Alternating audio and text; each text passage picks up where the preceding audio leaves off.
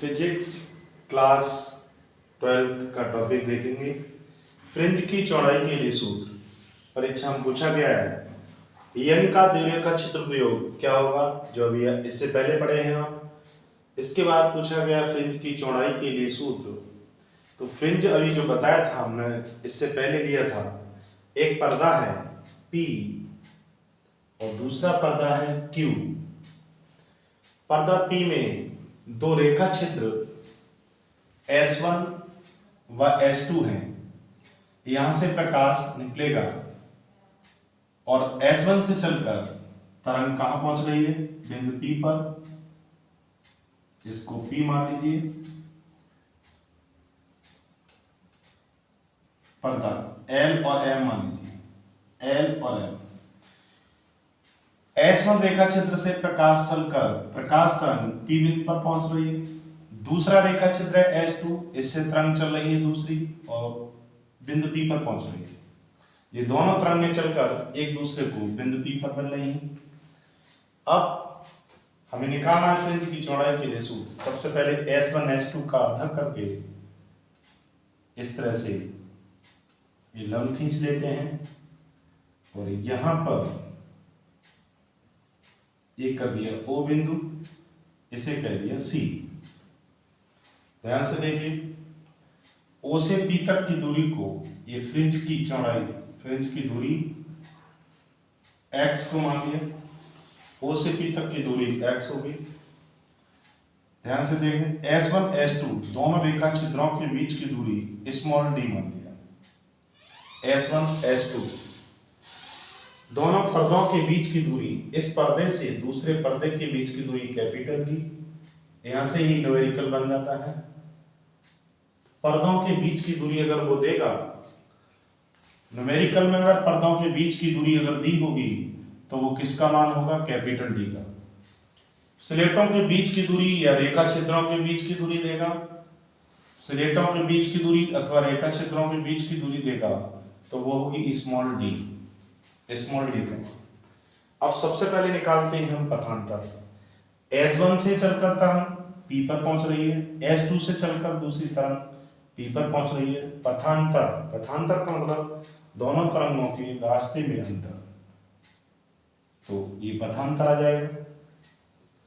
क्योंकि S1 से P तक की दूरी, और अगर इसको यहां मिला देंगे, मान लीजिए इसको बिंदु A कह दिया, जो A बिंदु पर हम लंब डाल रहे हैं, यहां से आगे बहुत सरल है। बात को देखिए, इस बिंदु से S1 से P तक की दूरी और A से P तक की दूरी क्या हो जाएगी, दोनों बराबर। अंतर, पथांतर का मतलब रास्ते में अंतर। दोनों तरंगों के रास्ते में अंतर कितना आएगा, एक रास्ता है S1P, दूसरा रास्ता है या दूसरा पथ है S2P, तो पथांतर क्या जाएगा, S2A। सबसे पहले अगर पथांतर कहना चाहें, ध्यान से देखें, पथांतर तो क्या होगा, S2P minus S1P is equal to क्या होगा, S2A। ये पथांतर आ गया। S2P minus S1P is equal to S2A, पथांतर। अब ध्यान से देखिए, बिंदु C, ये C बिंदु है, इस C बिंदु से लंब, C बिंदु से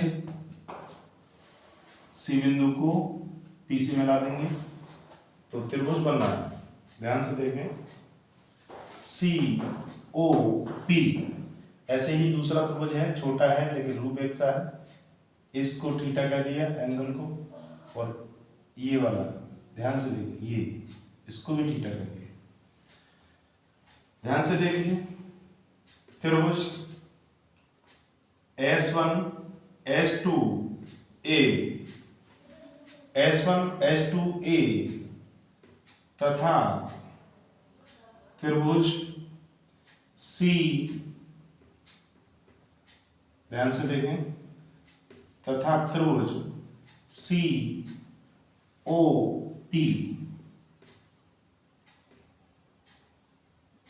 COP कैसे हैं, समरूप, समरूप त्रिभुज। कैसे हैं, समरूप त्रिभुज हैं। अब समरूप त्रिभुज की कंडीशन लगाएंगे, तो जो कंडीशन इसमें लगाएंगे वही दूसरे में लगाएंगे।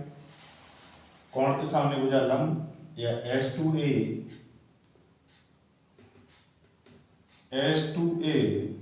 लंब बटे कर्ण, कर्ण आ जाएगा S1 S2 S1 S2A त्रिभुज में देखें कोण के सामने भुजा लंब आ गई S2A, कर्ण आ गया S1 S2 लंब बटे कर्ण। जो रेशियो इसमें लगाया है वही दूसरे में लगाएंगे त्रिभुज COP में, COP। अब COP में ये क्या है लंब, OP तो जाएगा लंब बटे कर्ण, कर्ण है CP। आगे देखिए S2A अपॉन S1 S2 का मान दिया है स्मॉल d, OP O से P तक की वैल्यू है x, CP अब C से P तक की दूरी। अब ध्यान से देखें क्या हमने C से P मतलब ये जो तरंगें निकाली हैं ऊपर की ओर, क्या इसको नीचे नहीं कर सकते? जैसे ऊपर चित्र बनाया वैसे नीचे भी कर सकते हैं इस तरह से, और सामने भी कर सकते हैं। जब इसको सामने लाएंगे मतलब C और P, CP का मान नहीं है हमारे पास, लेकिन CP का मान जब सीधा करेंगे, जब इस तरह से लाएंगे इसको घुमा के ऐसे करके, तो ये C बिंदु कहाँ मिल जाएगा ऊपर, मतलब CP की वैल्यू किसके बराबर हो जाएगी CO के। C से P तक की वैल्यू किसके बराबर रहेगी C से P, तो किसके बराबर होगी CO की, मतलब कैपिटल D। CP की जगह क्या लगा सकते हैं कैपिटल D की वैल्यू। और वैसे भी स्मॉल d और कैपिटल D में बहुत बड़ा अंतर होगा, अगर ये mm में होगी तो ये कम से कम मीटर में होगी। अब यहाँ से S2A निकालना है, तो S2A इज इक्वल टू आ जाएगा x स्मॉल d, ये स्मॉल d इधर बन जाएगा अपॉन कैपिटल D, ये पथांतर आ गया। यहीं से बात करते हैं पथांतर से ही, पीछे जाएं तो ध्यान से पढ़ा होगा, आपने पढ़ा है ध्यान से, पथांतर में m लैम्डा का मतलब, यहां से एक बात क्लियर हो गई, m लैम्डा का मतलब दीप्त फ्रिंज की स्थिति, mवें क्रम की दीप्त फ्रिंज की स्थिति, mवें क्रम की या दीप्त फ्रिंज के लिए, mवें क्रम की दीप्त फ्रिंज, या यहां कह सकते हैं आप दीप्त फ्रिंज के लिए, दीप्त का मतलब समझ रहे, पढ़ाई तीव्रता अधिकतम, संपोषी व्यतिकरण, और संपोषी व्यतिकरण में हमने जो पथांतर बताया था वो m लैम्डा बताया है, इससे पहले डेरिवेशन बताया संपोषी व्यतिकरण। ध्यान से देखेंगे, अगर कॉपी में नोट किया है तो वहां जाइए और वहां देखिए संपोषी व्यतिकरण में लिखा है पथांतर m लैम्डा, टर्म बना है वहां पथांतर m लैम्डा लिखा हुआ है। तो दीप्त के लिए पथांतर हो जाएगा m lambda is equal to x d upon capital D. आगे देखेंगे और x सफिक्स में m आ जाएगा, सफिक्स में m, यहां लिख दें x सफिक्स में m इज इक्वल टू ये स्मॉल वो कैपिटल D का गुणा m लैम्डा से हो जाएगा, m कैपिटल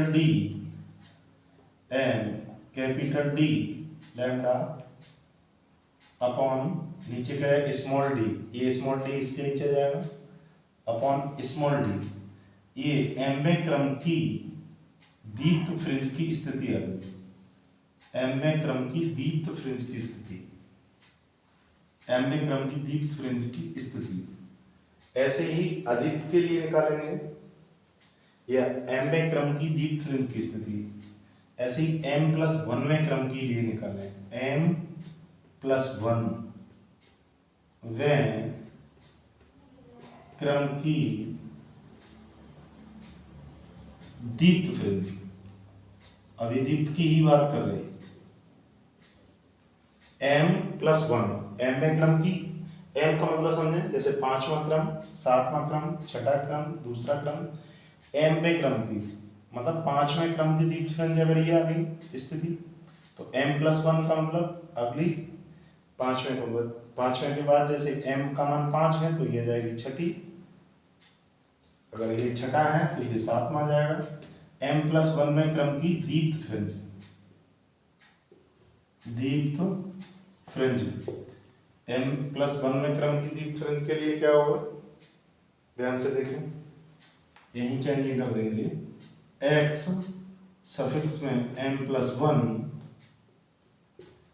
x सफिक्स में m+1 इक्वल टू इस m की जगह हो जाएगा m+1 d lambda upon small d lambda upon small d। अब हमें फ्रिंज की चौड़ाई निकालनी है तो x m+1 minus xm, fringe की चौड़ाई यहां देखेंगे इतने में ध्यान से, फ्रिंज की चौड़ाई, फ्रिंज की चौड़ाई W बराबर हो जाएगी x m+1 माइनस xm, इसमें से इसे घटाएंगे तो फ्रिंज की चौड़ाई W बराबर हो जाएगी